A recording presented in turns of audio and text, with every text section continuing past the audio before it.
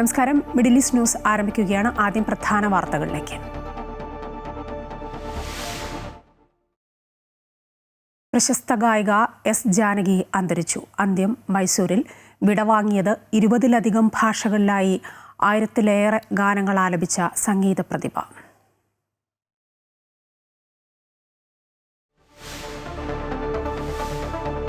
വിയറ്റ്നാമിൽ വിനോദസഞ്ചാരികൾ യാത്ര ചെയ്ത ബോട്ട് മുങ്ങി. ഇന്ത്യക്കാർ ഉൾപ്പെടെ നിരവധി പേരെ കാണാതായി. 15 പേർ മുങ്ങിമരിച്ചതായി അന്തർദേശീയ മാധ്യമങ്ങൾ. അപകടം വിനോദസഞ്ചാര കേന്ദ്രമായ ഫൂക്കോക്ക് ദ്വീപിന് സമീപം.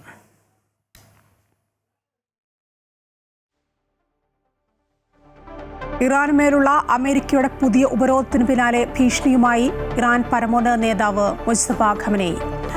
ശത്രുക്കൾക്കെതിരെ പ്രതികാരം ചെയ്യുമെന്ന് മുന്നറിയിപ്പ്. താൻ ഇല്ലാതായാലും പ്രതികാരം നടപ്പാക്കാൻ ഓരോ ശത്രുവിന്റെയും പട്ടിക തയ്യാറാക്കിയിട്ടുണ്ടെന്നും മുസ്തഫ.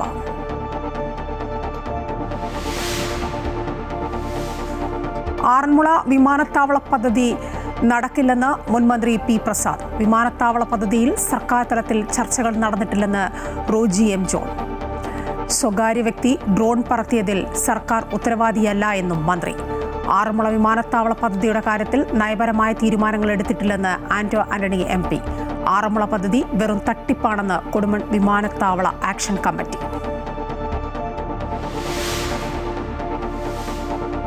വിഴിഞ്ഞം വിഷയത്തിൽ CPM-ൽ ഉൾപ്പോര് രൂക്ഷം. ഓഹരി കൈമാറ്റത്തിലെ ഭിന്നാഭിപ്രായങ്ങളിൽ പിണറായിക്ക് അതൃപ്തി. കരാർ നടപ്പാക്കണമെന്ന EP ജയരാജന്റെ നിലപാടിനെ തള്ളി ഒരു വിഭാഗം. CPM കേന്ദ്ര കമ്മിറ്റിയിൽ പങ്കെടുക്കാതെ EP ജയരാജൻ. അദാനി ബന്ധത്തിൽ VD സതീശനും രാഹുൽ ഗാന്ധിയും മറുപടി നൽകണമെന്ന് MV ഗോവിന്ദൻ.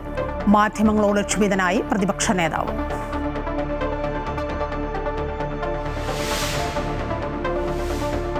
ലോകകപ്പ് ക്വാർട്ടറിൽ പുലർച്ചെ 2:30 ഇംഗ്ലണ്ട് നോർവേ പോരാട്ടം. നാളെ രാവിലെ 6:30 അർജന്റീനയും സ്വിറ്റ്സർലൻഡും നേർക്കുനേർ. ബെൽജിയത്തെ തോൽപ്പിച്ച സ്പെയിനിന്റെ സെമിയിലെ എതിരാളി ഫ്രാൻസ്.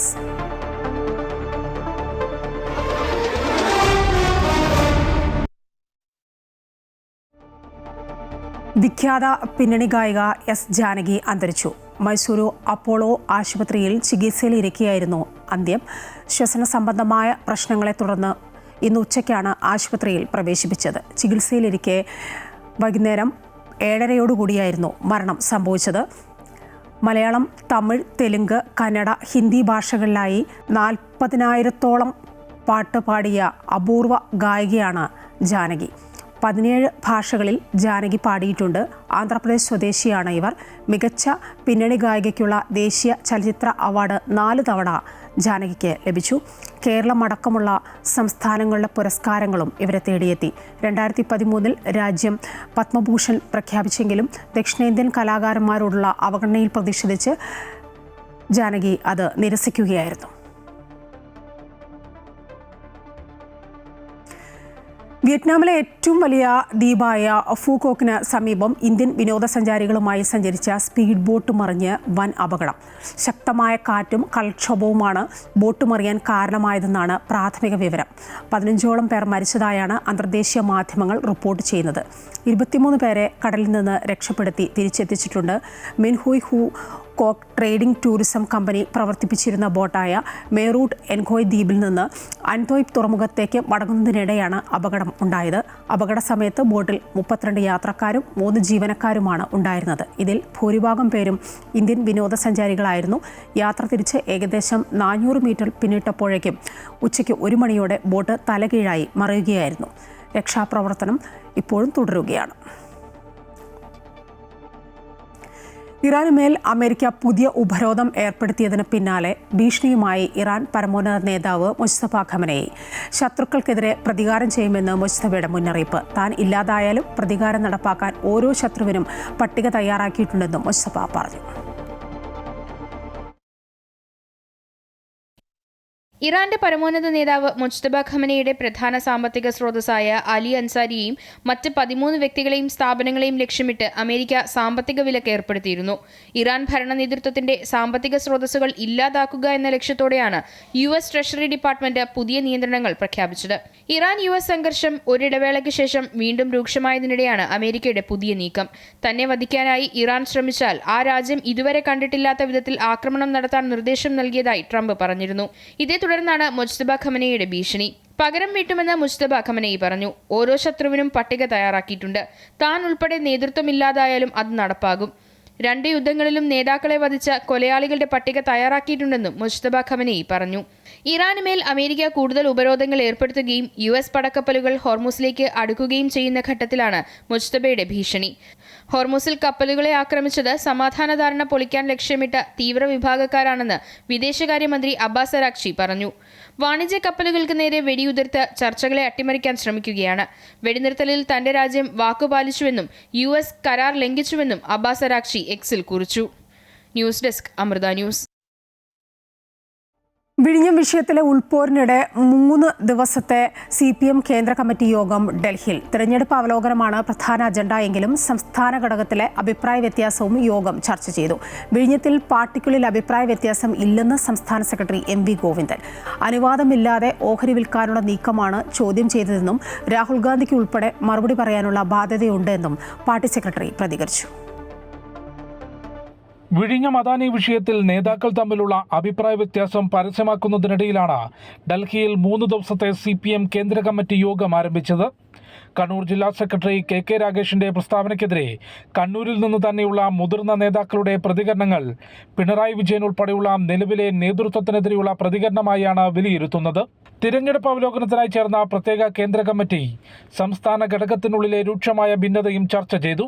വിഴിഞ്ഞത്തിൽ പാർട്ടിയിൽ ഒരു അഭിപ്രായ വ്യത്യാസവുമില്ലെന്നും സർക്കാർ അറിയാതെ ഓഹരി കൈമാറ്റം നടത്താൻ പാടില്ലെന്നും സംസ്ഥാന സെക്രട്ടറി MV ഗോവിന്ദൻ പറഞ്ഞു. വിഷയത്തിൽ രാഹുൽ ഗാന്ധിക്കുൾപ്പെടെ മറുപടി പറയാൻ ബാധ്യതയുണ്ടെന്നും അദ്ദേഹം പ്രതികരിച്ചു. CPIM ഒറ്റ അഭിപ്രായം മാത്രമേ ഉള്ളൂ. 25% ഷെയർ വിൽക്കുന്നതുമായിട്ട് ബന്ധപ്പെട്ട് ഗവൺമെൻറ്റിൻ്റെ മുൻകൂർ അനുവാദം വാങ്ങണം. അനുവാദം വാങ്ങാതെ CBIയെ സമീപിച്ചത് എന്തടിസ്ഥാനത്തിലാണ്? അതിന് മറുപടി പറയാൻ രാഹുൽ ഗാന്ധിക്ക് ഉൾപ്പെടെ ഉത്തരവാദിത്തമുണ്ട്. ഞാൻ വളരെ വ്യക്തതയോടുകൂടി ചൂണ്ടിക്കാണിച്ചതാണ്. പാർട്ടിയിൽ 2 നിലപാടില്ലെന്നും EP ജയരാജന്റെ പ്രതികരണം താൻ കണ്ടില്ലെന്നുമായിരുന്നു LDF കൺവീനർ TP രാമകൃഷ്ണന്റെ പ്രതികരണം. സർക്കാർ അറിഞ്ഞു വേണം ഓഹരി കൈമാറ്റമെന്നതാണ് പാർട്ടി നിലപാടെന്നും അദ്ദേഹം വ്യക്തമാക്കി. CPMനകത്ത് ഏകകണ്ഠമായ അഭിപ്രായമാണ് വിഴിഞ്ഞം പ്രശ്നത്തിലുള്ളത്. വിഴിഞ്ഞം ഈ കേരളത്തിൻ്റെ പുരോഗതിക്ക് നിർണായകമായ പങ്ക് വഹിക്കുന്ന ഒരു സ്ഥാപനമാണ്. അത് പൊതുമേഖലയുടെ പൊതു നിയന്ത്രണത്തിനകത്ത് നിലനിർത്തണം എന്നുള്ളതാണ്. അതിന് വ്യത്യസ്തമായ ചില സമീപനങ്ങൾ ഗവൺമെന്റ് വന്നപ്പോൾ ആ ഗവൺമെന്റ് നിലപാടിനെയാണ് CPM വിമർശിച്ചിരിക്കുന്നത്. അതേസമയം KK രാഗേഷിനെയും പാർട്ടി നിലപാടിനെയും തള്ളിപ്പറഞ്ഞ EP ജയരാജൻ കേന്ദ്ര കമ്മിറ്റിയിൽ പങ്കെടുത്തില്ല. ചികിത്സ ഉന്നയിച്ചാണ് അവധി നൽകിയത്. തിരഞ്ഞെടുപ്പ് പരാജയത്തിൽ സംസ്ഥാന ഘടകം തയ്യാറാക്കിയ അവലോകന റിപ്പോർട്ടും തെറ്റുതിരുത്തൽ രേഖയും 3 ദിവസത്തെ കേന്ദ്ര കമ്മിറ്റി യോഗം വിശദമായി ചർച്ച ചെയ്യും. അമൃത ന്യൂസ്, ന്യൂഡൽഹി. മാധ്യമപ്രവർത്തകരോട് ക്ഷുഭിതനായി പ്രതിപക്ഷ നേതാവ് പിണറായി വിജയൻ. മര്യാദയ്ക്ക് നിന്നില്ലെങ്കിൽ നമ്മൾ തമ്മിൽ തെറ്റിലാവും എന്ന് പിണറായി. എനിക്ക് എന്തെങ്കിലും പറയാനുണ്ടെങ്കിൽ പറയുമെന്നും വടിയും പിടിച്ച് നിൽക്കേണ്ടതില്ല എന്നും പിണറായി വിജയൻ കേരള ഹൗസിൽ കാത്തുനിന്ന മാധ്യമപ്രവർത്തകരോട് പറഞ്ഞു.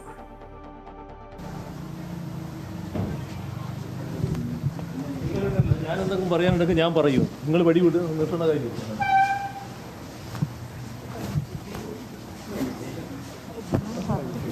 പറയാനുള്ളത് ഞാൻ പറയും. നിങ്ങൾ വടിയുമായി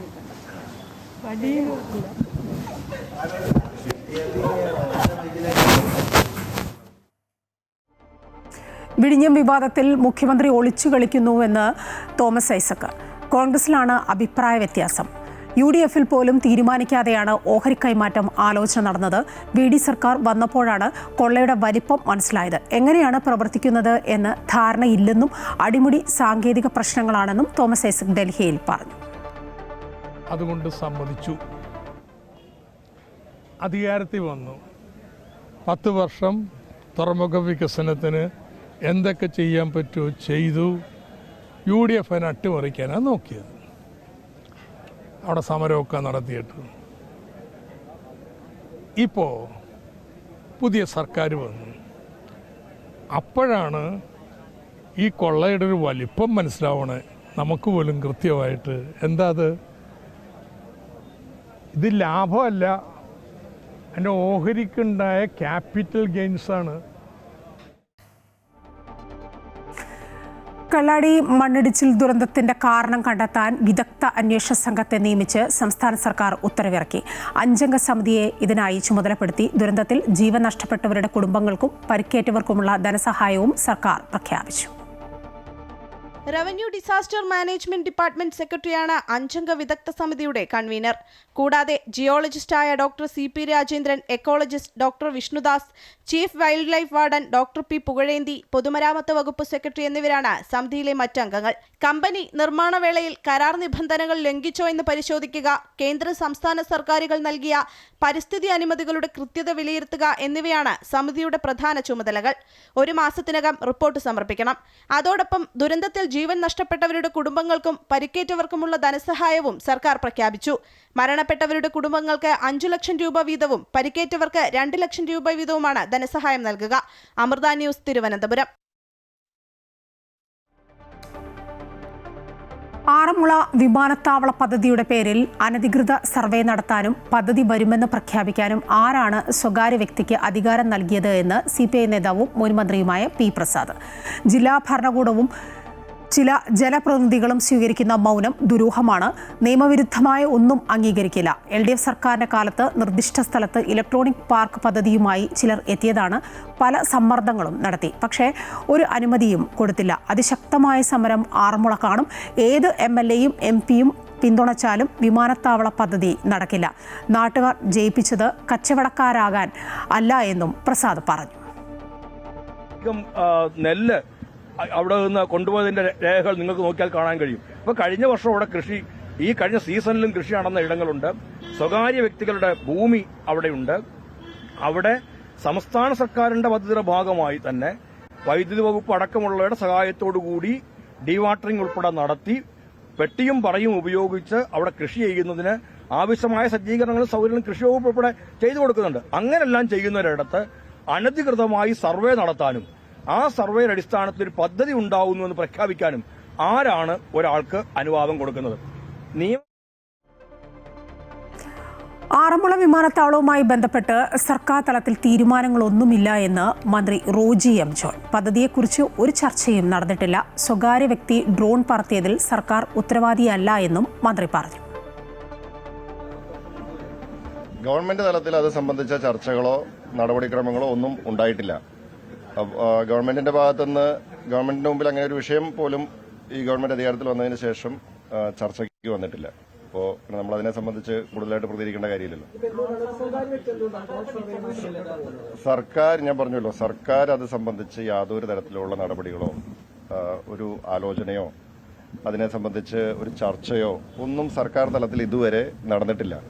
അപ്പോൾ ഗവൺമെന്റിന്റെ മുമ്പിൽ അങ്ങനെ ആറന്മുള വിമാനത്താവള പദ്ധതിയുടെ കാര്യത്തിൽ നയപരമായ തീരുമാനങ്ങൾ എടുത്തിട്ടില്ലെന്ന് ആന്റോ ആന്റണി MP. പത്തനംതിട്ടയിൽ വിമാനത്താവളം അനിവാര്യമാണ്. പത്തനംതിട്ടയിൽ തൊഴിൽ സാധ്യത കുറവായതിനാൽ യുവജനങ്ങൾ വിദേശത്തേക്ക് തൊഴിൽ തേടി പോവുകയാണ് എന്നും MP പറഞ്ഞു. ആറന്മുള വിമാനത്താവള പദ്ധതിയുമായി ബന്ധപ്പെട്ട് മുൻ മന്ത്രി P പ്രസാദ് നടത്തിയ പ്രതികരണത്തിൽ പത്തനംതിട്ടക്കാരെ P പ്രസാദ് പരിസ്ഥിതിവാദം പഠിപ്പിക്കേണ്ട എന്നും കണ്ണൂരിൽ പോയി ഇക്കാര്യം പറഞ്ഞില്ലല്ലോ എന്നും ആന്റോ ആന്റണി MP പ്രതികരിച്ചു. ഈ ഗവൺമെൻറ് അധികാരത്തിൽ വന്നതിന് ശേഷം ഇത്തരത്തിലുള്ള നയപരമായ കാര്യങ്ങളെ സംബന്ധിച്ചുള്ള തീരുമാനങ്ങളൊന്നും ഇതുവരെ എടുത്തിട്ടില്ല. പക്ഷേ പത്തനംതിട്ട ജില്ലയിൽ ഒരു വിമാനത്താവളം ഉണ്ടാകണമെന്നുള്ള ജനങ്ങളുടെ ആഗ്രഹം, ആ ആഗ്രഹം അവിടെയുണ്ട്. അതെവിടെയാണ്? എരുമേലിയിലാണോ, പൂമ്പഴയിലാണോ, കൊടുമണ്ണിലാണോ, പത്തനംതിട്ടയിലാണോ? ഇത് ഗവൺമെൻറ് തീരുമാനിക്കട്ടെ. ഇവിടെ കണക്ടിവിറ്റി ഉണ്ടായാൽ ഇവിടെ IT പാർക്കുകൾ ഉണ്ടാകും, ഇലക്ട്രോണിക്സ് പാർക്കുകൾ ഉണ്ടാകും, മറ്റതുപോലെ അനുബന്ധ വ്യവസായങ്ങളുണ്ടാകും. ആറന്മുള വിമാനത്താവള പദ്ധതിക്കെതിരെ കൊടുമൺ വിമാനത്താവള ആക്ഷൻ കമ്മിറ്റി. യാതൊരു വിധത്തിലും നടക്കാത്ത ആറന്മുള പദ്ധതി വെറും തട്ടിപ്പാണെന്നും കൊടുമൺ പോലെ വിമാനത്താവള പദ്ധതിക്ക് അനുയോജ്യമായ ഭൂമി സർക്കാരിന്റെ ഉടമസ്ഥയിലുള്ളപ്പോൾ അതിന് മുൻതൂക്കം കൊടുക്കണമെന്നും വിഷയത്തിൽ മുഖ്യമന്ത്രിക്ക് ഉൾപ്പെടെ കത്ത് നൽകുമെന്നും ആക്ഷൻ കമ്മിറ്റി ഭാരവാഹികൾ വ്യക്തമാക്കി. 3 പതിറ്റാണ്ട് കാലത്തെ പ്രവാസ ജീവിതം അവസാനിപ്പിച്ച് നാട്ടിലേക്ക് പോകുന്ന കുവൈറ്റ് പ്രസിഡന്റ് PK ശിവകുമാറിനും എക്സിക്യൂട്ടീവ് അംഗം ജ്യോതി ശിവകുമാറിനും മകൾ നികിത ശിവകുമാറിനും യാത്രയയപ്പ് നൽകി.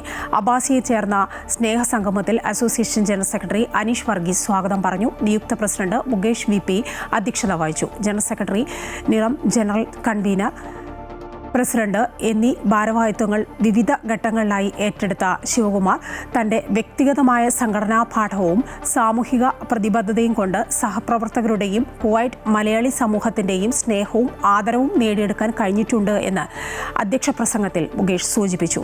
ആശംസകൾ അർപ്പിച്ചുകൊണ്ട് പ്രവർത്തകരും സുഹൃത്തുക്കളും സംസാരിച്ചു. കുവൈറ്റിന്റെ സ്നേഹോപഹാരം പ്രവർത്തകർ ശിവകുമാറിനും കുടുംബത്തിനും കൈമാറി. കുവൈറ്റിൽ അന്താരാഷ്ട്ര ഓൺലൈൻ ചൂതാട്ട ശൃംഖല നടത്തിയ 3 വിദേശികൾക്ക് തടവ് ശിക്ഷ. 7 വർഷം വീതം തടവ് ശിക്ഷയാണ് പ്രതികൾക്ക് വിധിച്ചത്. പ്രതികൾ അനധികൃതമായി സമ്പാദിച്ച പണം വെളുപ്പിച്ചതായും കോടതി കണ്ടെത്തി. പ്രതികൾക്ക് 16.839 ദശലക്ഷം ദിനാർ പിഴയും കോടതി ചുമത്തി. നിയമവിരുദ്ധ വരുമാനം, വ്യാജരേഖകൾ, കുറ്റകൃത്യങ്ങൾക്ക് ഉപയോഗിച്ച ഉപകരണങ്ങൾ എന്നിവ കണ്ടുകെട്ടാനും ഉത്തരവിട്ടിട്ടുണ്ട്. രാജ്യത്തിന് പുറത്തുനിന്ന് പ്രവർത്തിച്ച ചൂതാട്ട പ്ലാറ്റ്ഫോമിൽ പണം ശേഖരിക്കാനും സമ്മാനത്തുക നൽകാനും ഇടനിലക്കാരെയും പ്രതികൾ ഉപയോഗിച്ചിരുന്നു. ഫണ്ടുകളുടെ ഉറവിടം മറയ്ക്കാൻ ഷെൽ കമ്പനികൾ വഴിയാണ് ഇടപാടുകൾ നടത്തിയിരുന്നത്. ശിക്ഷ പൂർത്തിയാക്കിയ ശേഷം വിദേശ പ്രതികളെ നാടുകടത്താനും കോടതി ഉത്തരവിട്ടു.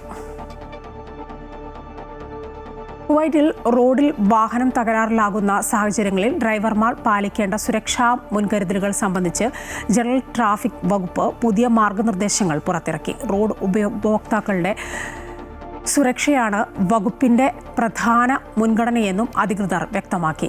വാഹനം തകരാറിലായാൽ സാധ്യമായത്ര റോഡിന്റെ ഏറ്റവും വലതുവശത്തേക്ക് സുരക്ഷിതമായി മാറ്റി നിർത്തണം. ഉടൻ തന്നെ ഹസാർഡ് ലൈറ്റുകൾ ഓൺ ചെയ്യുകയും വാഹനത്തിന് പിന്നിൽ കുറഞ്ഞത് 100 മീറ്റർ അകലത്തിൽ മുന്നറിയിപ്പ് ത്രികോണം സ്ഥാപിക്കുകയും വേണം. തുടർന്ന് കൃത്യമായ സ്ഥലവിവരങ്ങൾ നൽകി 112 എന്ന അടിയന്തര സേവന നമ്പറിലേക്ക് വിളിക്കാനും ട്രാഫിക് വകുപ്പ് നിർദ്ദേശിച്ചിട്ടുണ്ട്.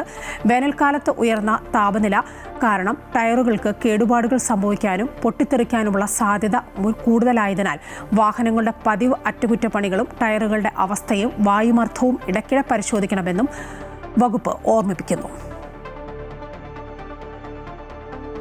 അംഗീകൃതമല്ലാത്ത സ്രോതസ്സുകളിൽ നിന്ന് മൊബൈൽ ആപ്ലിക്കേഷനുകൾ ഡൗൺലോഡ് ചെയ്യരുതെന്ന് ദുബായ് പോലീസ് പൊതുജനങ്ങൾക്ക് കർശന നിർദ്ദേശം നൽകി. മുൻകാലങ്ങളിൽ നിന്ന് വ്യത്യസ്തമായി ഓരോരുത്തരുടെയും ആവശ്യങ്ങളും താൽപ്പര്യങ്ങളും സെർച്ച് ഹിസ്റ്ററിയും നിരീക്ഷിച്ചാണ് തട്ടിപ്പുകാർ ഇപ്പോൾ കെണികൾ ഒരുക്കുന്നത്. നിക്ഷേപം, ബാങ്കിംഗ്, ഡെലിവറി സേവനങ്ങൾ, സുരക്ഷാ അപ്ഡേറ്റുകൾ എന്നിവയുടെ പേരിൽ ഉപയോക്താക്കളെ ആകർഷിക്കുന്ന തരത്തിലുള്ള വ്യാജ ആപ്പുകളാണ് ഇവർ നിർമ്മിക്കുന്നത്. ഉപയോക്താക്കൾ അറിയാതെ തന്നെ വ്യക്തിഗത വിവരങ്ങളും ബാങ്കിംഗ് ശേഖരങ്ങളും രഹസ്യ കോഡുകളും ചോർത്തുകയും ബാങ്ക് അക്കൗണ്ടുകളിൽ നിന്ന് പണം തട്ടിയെടുക്കുകയും ചെയ്യുന്നുണ്ട്. ഡിജിറ്റൽ രംഗത്തെ ജാഗ്രതയാണ് ഇത്തരം സൈബർ കുറ്റകൃത്യങ്ങൾക്കെതിരെയുള്ള ആദ്യ പ്രതിരോധമെന്ന് ദുബായ് പോലീസിന്റെ ക്രൈംസ് ആൻഡ് സൈബർ സെക്യൂരിറ്റി വിഭാഗം ഓർമ്മിപ്പിക്കുന്നു. സൗദിയിലേക്ക് ഇറക്കുമതി ചെയ്യാവുന്ന ചരക്ക് ലോറികളുടെ കാലപ്പഴക്കം 10 വർഷത്തിൽ നിന്ന് 5 വർഷമായി കുറച്ചു. ഇനി മുതൽ 5 വർഷത്തിൽ കൂടുതൽ കാലപ്പഴക്കമുള്ള ലോറികൾ സൗദിയിലേക്ക് ഇറക്കുമതി ചെയ്യാൻ കഴിയില്ല.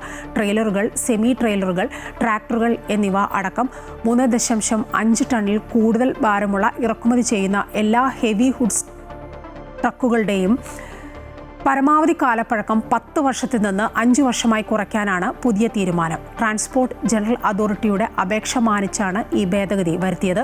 നിർമ്മാണ വർഷത്തിന് പകരം മോഡൽ വർഷത്തെ അടിസ്ഥാനമാക്കി കാലപ്പഴക്കം കണക്കാക്കാനും ട്രാൻസ്പോർട്ട് ജനറൽ അതോറിറ്റി ശുപാർശ ചെയ്തിട്ടുണ്ട്.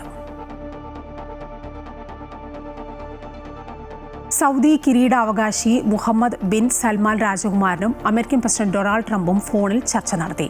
സൗദി കിരീടാവകാശിയെ ട്രംപ് ഫോണിൽ ബന്ധപ്പെടുകയായിരുന്നു. സൗദി അറേബ്യയും അമേരിക്കയും തമ്മിലുള്ള സഹകരണവും വ്യത്യസ്ത മേഖലകളിൽ ഉഭയകക്ഷി സഹകരണം മെച്ചപ്പെടുത്താനുള്ള വഴികളും ചർച്ച ചെയ്ത ഇരുവരും പ്രാദേശിക അന്തർദേശീയ വിഷയങ്ങൾ വിശകലനം ചെയ്യുകയും അവയെക്കുറിച്ചുള്ള കാഴ്ചപ്പാടുകൾ കൈമാറുകയും ചെയ്തു. അമേരിക്കയും ഇറാനും തമ്മിലുള്ള ചർച്ചകൾ ഉൾപ്പെടെ മേഖലയിലെ നിലവിലെ സംഭവവികാസങ്ങളും ഇരു നേതാക്കളും വിശകലനം ചെയ്തു. സമുദ്ര സുരക്ഷയും ജലപാതകളുടെ സുരക്ഷയും പ്രധാനമാണ്. മേഖലയിൽ സുരക്ഷിതത്വവും സ്ഥിരതയും കൈവരിക്കാൻ സഹായിക്കുന്ന എല്ലാ ശ്രമങ്ങൾക്കും പിന്തുണ നൽകുമെന്നും മുഹമ്മദ് ബിൻ സൽമാൻ രാജകുമാരനും ട്രംപും വ്യക്തമാക്കി. മഞ്ചേരി നിയോജകമണ്ഡലം MLA അഡ്വക്കേറ്റ് M. റഹ്മത്തുള്ളയ്ക്ക് ജിദ്ദ മഞ്ചേരി മണ്ഡലം KMCC കമ്മിറ്റി സ്വീകരണം നൽകി. മഞ്ചേരിയെ ആധുനിക നഗരമാക്കും, വിദ്യാഭ്യാസ മേഖലയിൽ വലിയ മാറ്റങ്ങൾ കൊണ്ടുവരുമെന്നും അഡ്വക്കേറ്റ് M. റഹ്മത്തുള്ള പറഞ്ഞു. മഞ്ചേരിയുടെ ജനപ്രതിനിധിയായി തിരഞ്ഞെടുക്കപ്പെട്ട ശേഷം ആദ്യമായി ജിദ്ദയിലെത്തിയ MLA അഡ്വക്കേറ്റ് M. റഹ്മത്തുള്ളക്ക് ജിദ്ദ ഷറഫിയ ക്വാളിറ്റി ഓഡിറ്റോറിയത്തിൽ വെച്ച് വിപുലമായ സ്വീകരണമാണ് ഒരുക്കിയത്. പ്രവാസികൾ നാട്ടിലേക്ക് അയക്കുന്ന പണം നാളെ അവർക്ക് വരുമാനമാക്കുക എന്ന ലക്ഷ്യം ഉൾക്കൊണ്ടുള്ള പുതിയൊരു മാറ്റമാണ് മുഖ്യമന്ത്രി ലക്ഷ്യം വെക്കുന്നതെന്നും മഞ്ചേരിയെ ആധുനിക നഗരമാക്കുമെന്നും റഹ്മത്തുള്ള പറഞ്ഞു. പ്രവാസികൾ നാട്ടിലേക്ക് അയക്കുന്ന പണം എക്കോണമി ഓഫ് റെമിറ്റൻസ് എന്നുള്ളതിന് പകരം എക്കോണമി ഓഫ് ഇൻവെസ്റ്റ്മെന്റ് ആക്കി മാറ്റണം. ആ ഇൻവെസ്റ്റ്മെന്റിനെ നാളെ പ്രവാസികൾ നാട്ടിലേക്ക് തിരിച്ചു വരുമ്പോൾ അവർക്കൊരു അത്താണിയാക്കി മാറ്റുന്ന വിധത്തിൽ കേരളത്തിലെ സമ്പദ്ഘടനയെ മാറ്റണമെന്ന് കൃത്യമായി സൂചിപ്പിച്ചിട്ടുണ്ട്. പരിപാടി Jeddah KMCC central committee president Abubakar Arimbra ഉദ്ഘാടനം ചെയ്തു. ജനറൽ സെക്രട്ടറി VP മുസ്തഫ, മറ്റു നേതാക്കളായ നസീർ ബാവക്കുഞ്ഞ്, അബുട്ടി നിലമ്പൂർ എന്നിവർ ചടങ്ങിൽ ആശംസകൾ നേർന്നു. ജിദ്ദ മഞ്ചേരി മണ്ഡലം KMCC ജനറൽ സെക്രട്ടറി മൂസ പട്ടത്ത് സ്വാഗതം പറഞ്ഞ പരിപാടിക്ക് പ്രസിഡന്റ് സുലൈമാൻ കൊടുവണ്ടി അധ്യക്ഷത വഹിച്ചു. പരിപാടിയിൽ വിവിധ കമ്മിറ്റികളുടെ നേതൃത്വത്തിൽ അഡ്വക്കേറ്റ് M. റഹ്മത്തുള്ളക്ക് ഹാരാർപ്പണം നടത്തി. കൂടാതെ ചടങ്ങിൽ വെച്ച് മണ്ഡലത്തിൽ നിന്നുള്ള ഹജ്ജ് വളണ്ടിയർമാരെ പ്രത്യേകം ആദരിക്കുകയും ചെയ്തു. സുനീർ ബാബു, കുഞ്ഞി മുഹമ്മദ് കൊമ്പൻ എന്നിവർ നേതൃത്വം നൽകി. സുൽഫിഖുറദായ്, അമൃത ന്യൂസ്, ജിദ്ദ.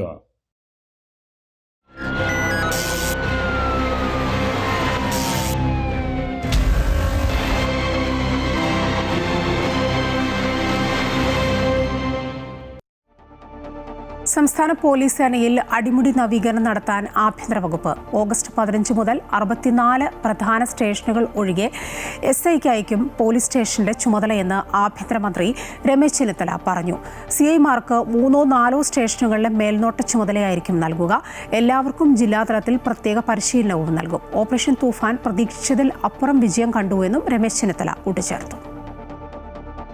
ഓഗസ്റ്റ് 15 മുതൽ നവീകരിച്ച പോലീസ് സേനയാകും കേരളത്തിൽ ഉണ്ടാവുകയെന്ന് ആഭ്യന്തരമന്ത്രി രമേശ് ചെന്നിത്തല വ്യക്തമാക്കി. കേരള പോലീസിനെ കൂടുതൽ ജനസൗഹാർദ്ദമാക്കും. ഓഗസ്റ്റ് 15-നകം എല്ലാ പോലീസ് സ്റ്റേഷനുകളും വൃത്തിയാക്കും. എല്ലാ സ്റ്റേഷനുകൾക്കും ഒരേ പെയിന്റ് അടിക്കും.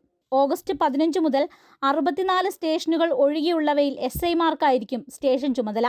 കൂടുതൽ കേസുകളുള്ള 64 സ്റ്റേഷനുകളിൽ CIമാർക്ക് തന്നെയായിരിക്കും ചുമതല. പോലീസിനെക്കുറിച്ചുള്ള പരാതികൾ പരിഹരിക്കാൻ പുതിയ സംവിധാനം വരുമെന്നും ചെന്നിത്തല പറഞ്ഞു. ഓഗസ്റ്റ് 15 മുതൽ കേരളത്തിലെ പോലീസ് സ്റ്റേഷനുകളുടെ ചുമതല SIമാർക്കായിരിക്കും. തിരക്കുള്ള കൂടുതൽ പെറ്റീഷനുള്ള 64 സ്റ്റേഷനിൽ മാത്രം CIമാരായിരിക്കും SHOമാർ. പീപ്പിൾ ഫ്രണ്ട്ലി ആക്കി കേരള പോലീസിനെ രൂപാന്തരപ്പെടുത്തുകയും ചെയ്യുന്ന ഏറ്റവും സുപ്രധാനമായൊരു ദൗത്യമാണ് ഇപ്പോൾ ഞങ്ങൾ ഏറ്റെടുത്തിരിക്കുന്നത്. ഓപ്പറേഷൻ തൂഫാൻ പ്രതീക്ഷിച്ചതിലും വലിയ വിജയമാണെന്നും രമേശ് ചെന്നിത്തല കൂട്ടിച്ചേർത്തു. 6632 പേരെ ഓപ്പറേഷൻ തൂഫാന്റെ ഭാഗമായി അറസ്റ്റ് ചെയ്തിട്ടുണ്ട്. 6182 കേസുകളാണ് രജിസ്റ്റർ ചെയ്തത്. 35 കോടിയിലധികം രൂപയുടെ ലഹരി ഇതുവരെ പിടികൂടിയിട്ടുണ്ട്. സർക്കാർ DJ പാർട്ടികൾക്ക് എതിരല്ലെന്നും എന്നാൽ അവിടെ ലഹരി ഉപയോഗം ഉണ്ടായാൽ പോലീസ് എത്തുമെന്നും ആഭ്യന്തരമന്ത്രി കൂട്ടിച്ചേർത്തു. Night life should be responsible. ഒരു കാരണവശാലും ക്യാരവാനിൽ മയക്കുമരുന്ന് അനുവദിക്കുന്ന പ്രശ്നമില്ല. അങ്ങനെ കണ്ടാൽ അവിടെ പോലീസിൻ്റെ കരങ്ങൾ എത്തിച്ചേരും. റെക്കമെൻഡേഷൻസ് ഈ കാര്യത്തിൽ അനുവദിക്കില്ല. നിങ്ങൾക്ക് കണ്ടെത്തി പോലീസിനെ വിളിച്ച് പറയാം. അല്ലാണ്ട് അവിടെ ആൾക്കൂട്ടം ചേർന്ന് ആളുകളുടെ തലമുട്ടയടിക്കുക, ആളുകളെ പീഡിപ്പിക്കുക, that will not be encouraged. അങ്ങനെ നിയമം കയ്യിലെടുക്കാൻ ആരെയും അനുവദിക്കുന്ന പ്രശ്നമില്ല. മാധ്യമപ്രവർത്തകർ തൂഫാൻ പോരാളികളാകുന്ന പദ്ധതിയും രമേശ് ചെന്നിത്തല ഉദ്ഘാടനം ചെയ്തു. എറണാകുളം പ്രസ് ക്ലബ് അംഗങ്ങളെ തൂഫാൻ പോരാളികളായി ആഭ്യന്തരമന്ത്രി പ്രഖ്യാപിച്ചു. കൊച്ചി സിറ്റി പോലീസുമായി സഹകരിച്ചാണ് എറണാകുളം പ്രസ് ക്ലബ് തൂഫാൻ പോരാട്ടത്തിന്റെ ഭാഗമായത്. അമൃത ന്യൂസ്, കൊച്ചി. കോട്ടയം റെയിൽവേ സ്റ്റേഷനിൽ വൻ കഞ്ചാവ് വേട്ട. 65 കിലോ കഞ്ചാവുമായി 3 ബംഗാൾ സ്വദേശികൾ പിടിയിലായി. പ്രതികളിൽ ഒരാൾ പ്രായപൂർത്തിയാകാത്ത ആളാണ്. പൂനെ എക്സ്പ്രസിലാണ് കഞ്ചാവ് കൊണ്ടുവന്നത്. മാതാ അമൃതാനന്ദമയി മഠം വൈസ് ചെയർമാനും അമ്മയുടെ പ്രഥമ ശിഷ്യനുമായ സ്വാമി അമൃത സ്വരൂപാനന്ദപുരിയുടെ 2 മാസം നീണ്ടു നിൽക്കുന്ന അമേരിക്കൻ സന്ദർശനത്തിന് തുടക്കമായി. സാന്റാമോണിയിലായിരുന്നു ആദ്യ പരിപാടി.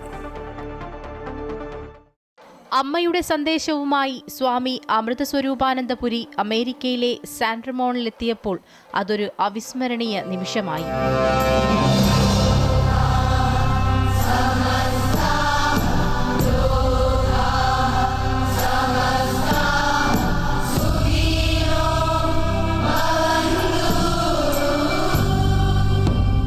മാതാ അമൃതാനന്ദമയി മഠത്തിന്റെ വടക്കേ അമേരിക്കയിലെ പ്രധാന കേന്ദ്രങ്ങളിലൊന്നാണ് സാൻ റമോണിലെ മാതാ അമൃതാനന്ദമയി മഠം സെന്റർ. അമ്മയുടെ ആഗോള ആധ്യാത്മിക ജീവകാരുണ്യ പ്രവർത്തനങ്ങളുടെ അമേരിക്കയിലെ പ്രധാന ഏകോപന കേന്ദ്രങ്ങളിലൊന്നുകൂടിയാണിത്. ആശ്രമത്തിലെത്തിയ സ്വാമിജിയെ ഭക്തിയാദരപൂർവ്വമാണ് സ്വീകരിച്ചത്.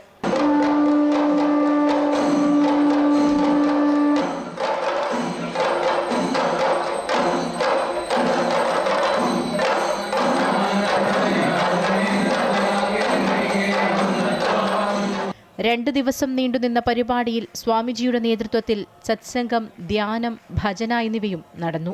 If you don't take responsibility, you will never grow. That is, I know, as far as I'm concerned, taking responsibility is one of the fundamental things that, especially a spiritual seeker.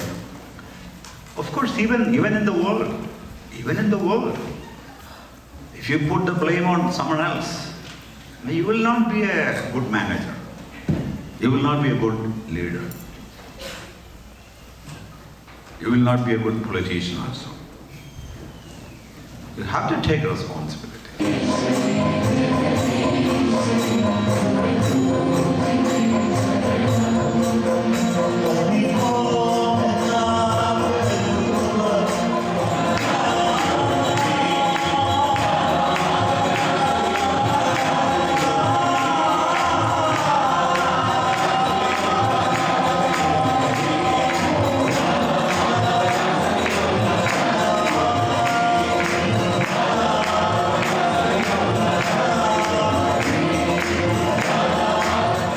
News desk, Amrita news.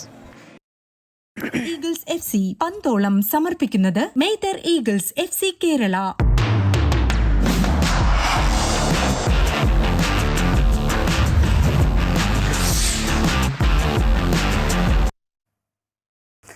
ബെൽജിയത്തെ 1-2 ഗോളുകൾക്ക് തോൽപ്പിച്ച് ലോകകപ്പ് semi ഫൈനലിലേക്ക് കടന്ന് മുൻ ലോക ചാമ്പ്യന്മാരായ Spain.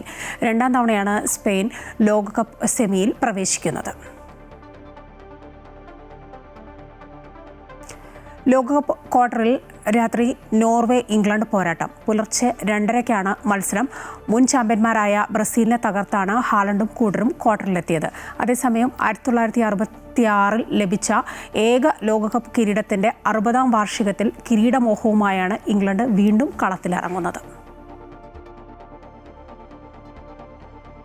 ലോകകപ്പിലെ അവസാന ക്വാർട്ടർ പോരാട്ടത്തിൽ നാളെ നിലവിലെ ചാമ്പ്യന്മാരായ അർജന്റീനയും സ്വിറ്റ്സർലാൻഡും ഏറ്റുമുട്ടും. രാവിലെ 6:30-ന് കാൻസസ് സിറ്റി സ്റ്റേഡിയത്തിലാണ് മത്സരം നടക്കുക.